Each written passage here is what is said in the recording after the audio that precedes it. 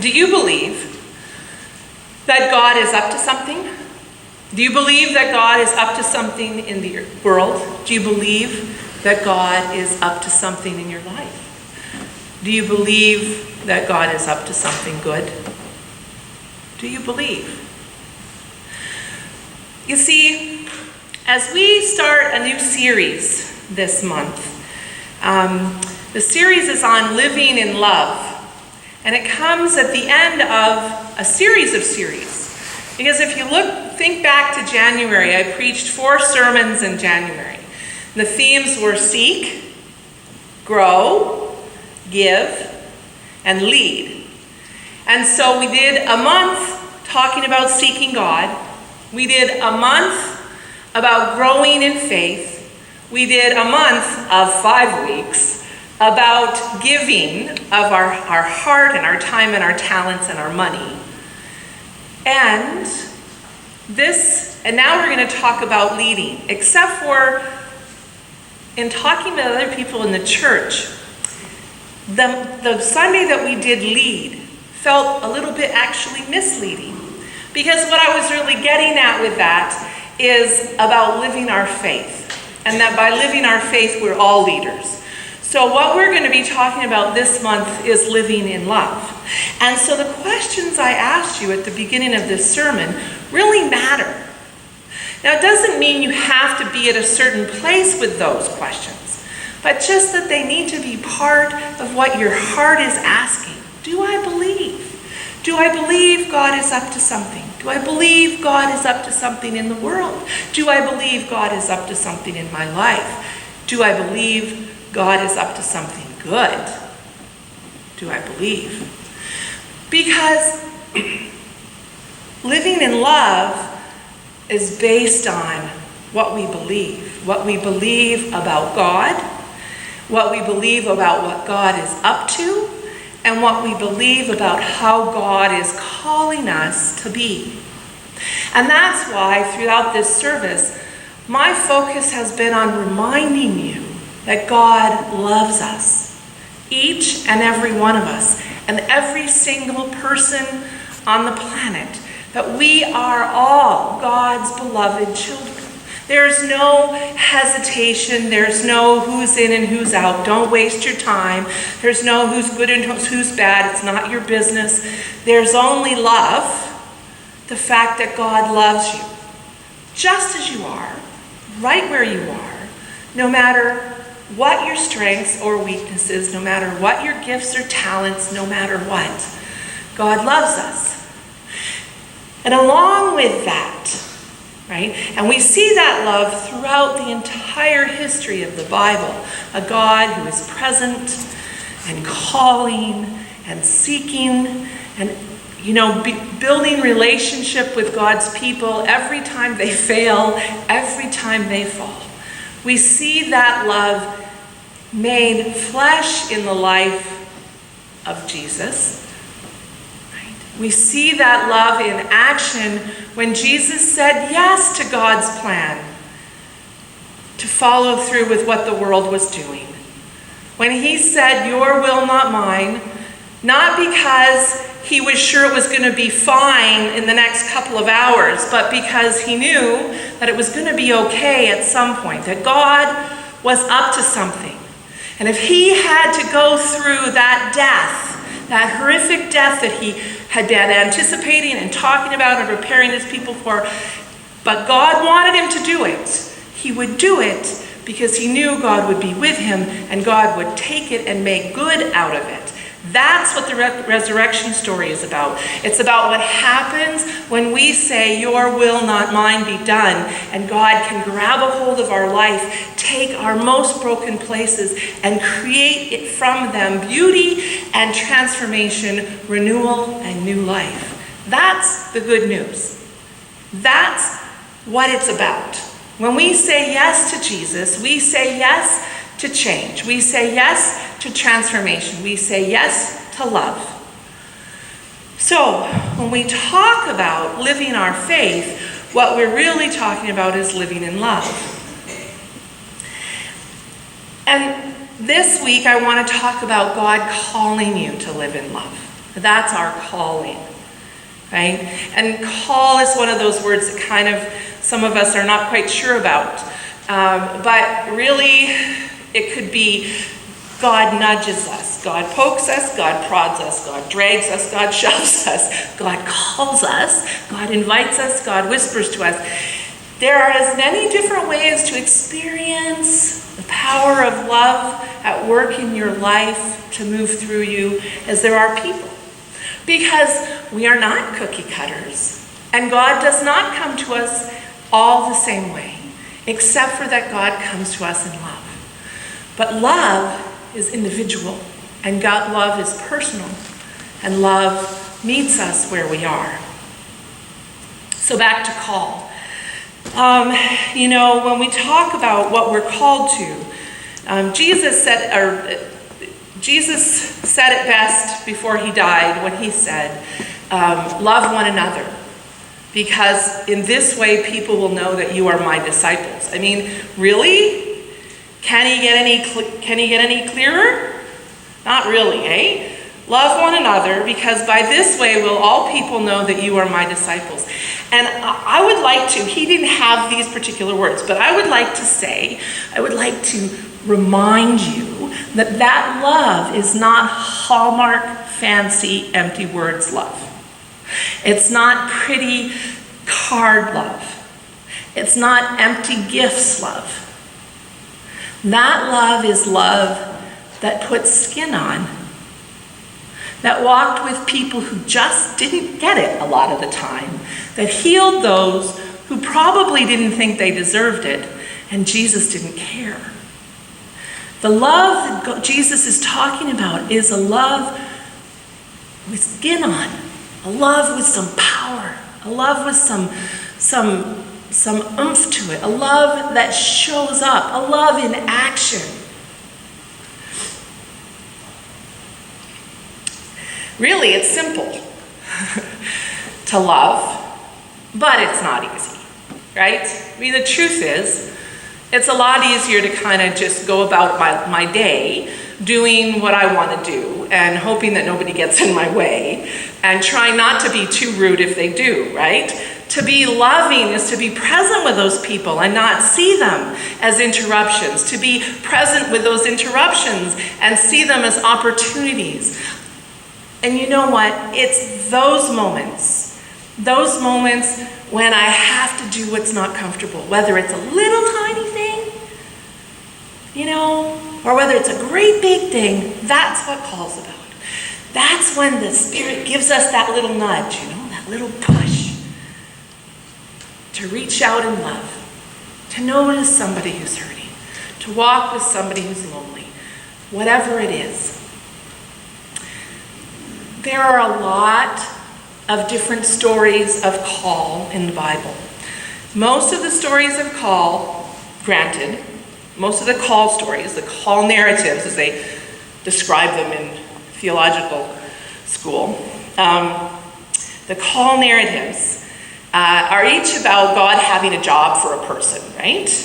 And there are probably as many different responses as there are people. Think of Moses, right? Here he is in front of a burning bush that's being burned and not being eaten up, right? And God's saying, I want you to save my people. And Moses says, well, could you just send somebody else? Because I don't talk very well, right? I mean, he has a lot of questions. And God's got it.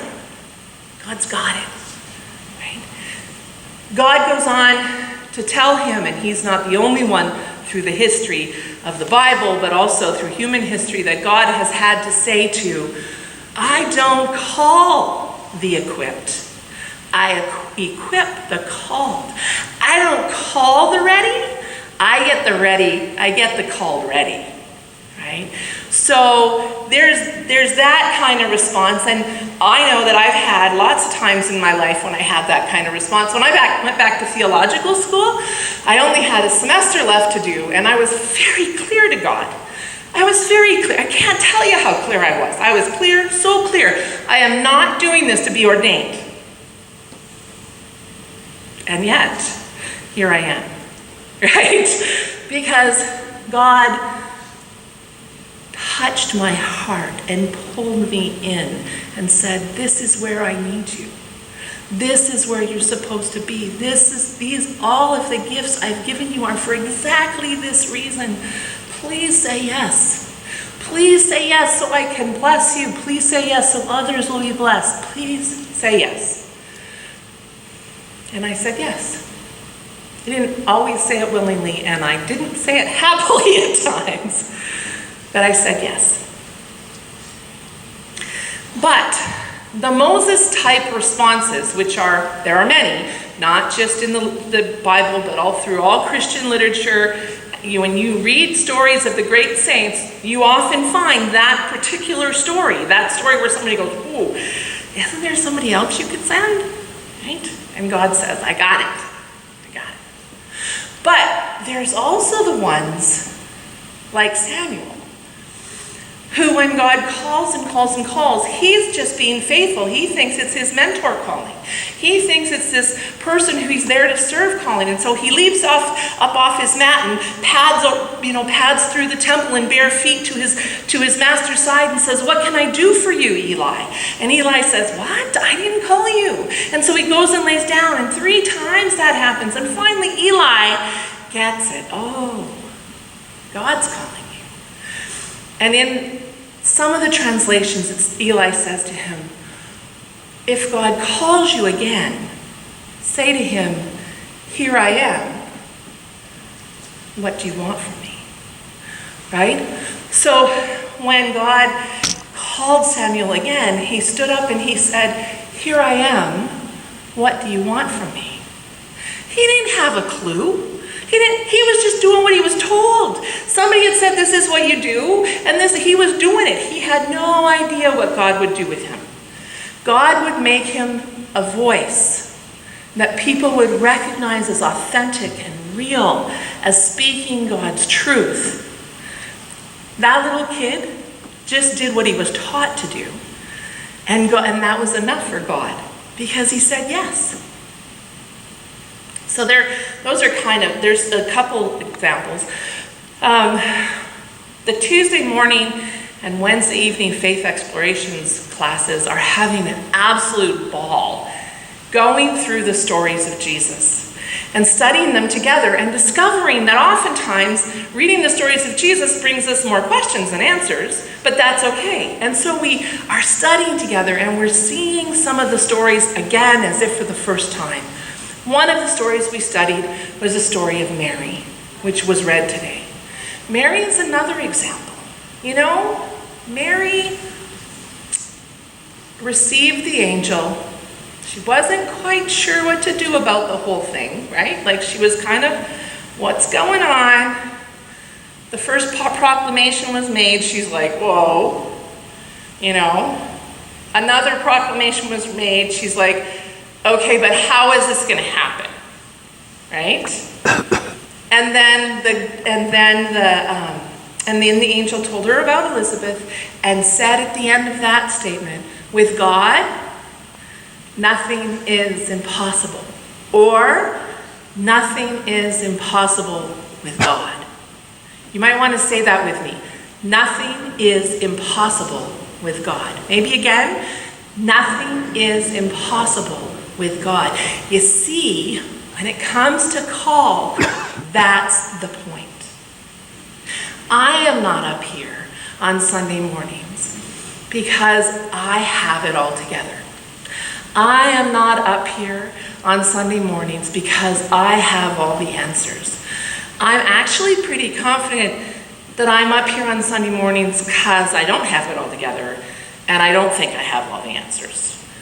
But I'm willing to be here to say yes and to share with you the things that I'm passionate about. Each one of us has places in our lives that we give love easily. Each one of us has places in our lives where love is the last thing we imagine doing. And each one of us has places in our life that fall somewhere in between. But Jesus said, love me as I have loved you. Love my Father as you love me. Love each other as I've loved you. Because that's what it's all about. I mean, that's not exactly what he said, but, he said, love each other, for by this will all people know that you are my disciples. So it's simple. It's not easy, but it's not our job. Our job is simple. Simple. It's to say yes.